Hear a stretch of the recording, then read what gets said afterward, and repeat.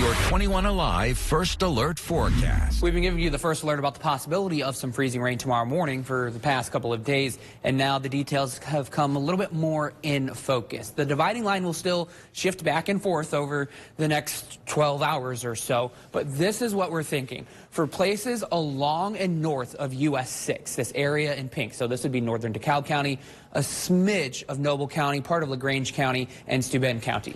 Light freezing rain is possible. We're talking just a glazing of ice. However, even that minimal amount could cause some icy roads on Friday morning. So if you have to drive to the north of Fort Wayne on Friday morning, you need to use some caution.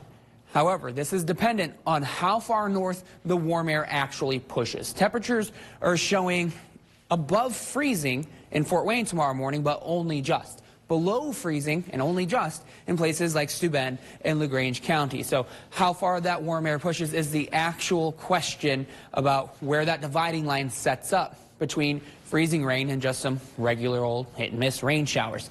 Now, we don't expect it to last very long because I believe everybody's going to be warming up well above freezing during the late morning in the early afternoon. So it's really that morning hour that we're seeing that chance for the freezing rain. And what exactly is happening? Well, we've got cold air at the surface, and we've got that warm air trying to push in, but that warm air overrides that layer of cold air that's at the surface. So we've got this thin, shallow layer of cold air at the ground. This precipitation falls, it melts as rain, and then it hits the surface, boom, it starts to freeze really quickly. So I cannot emphasize this enough. You need to use some caution on Friday morning. If you encounter black ice, make sure to keep your steering wheel straight ahead. Go easy on the brakes. You don't need to slam onto the brakes. Go easy on them. And make sure to take the foot off the gas pedal. Don't panic. Just slow down. Use some caution. Here's what First Alert Future Track is showing. Right now, it's showing that these hit and miss freezing sprinkles popping up by 2 a.m. Right now, the dividing line, though, looks to be in northern Allen County. I think this is a little bit too far south. I really think it's going to be places along and north of US 6 that experiences some higher impacts from the freezing rain, although it's not really going to be much. And then by 8:45, 9 a.m., should be warm enough to where any precipitation falls in the form of actual rain, and then the freezing rain starts to melt off as we get warmer and warmer throughout the day. This weather system kicks out of our area by the evening commute on Friday. So Friday evening commute going to be good to go, and we're setting up for a dry start to the weekend.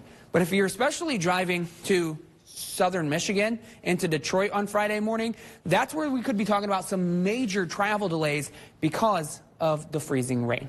Now let's look at the weekend. Holidays are over. If you have to get the holiday lights down, if you're somebody who's like that, Saturday's the day to do it.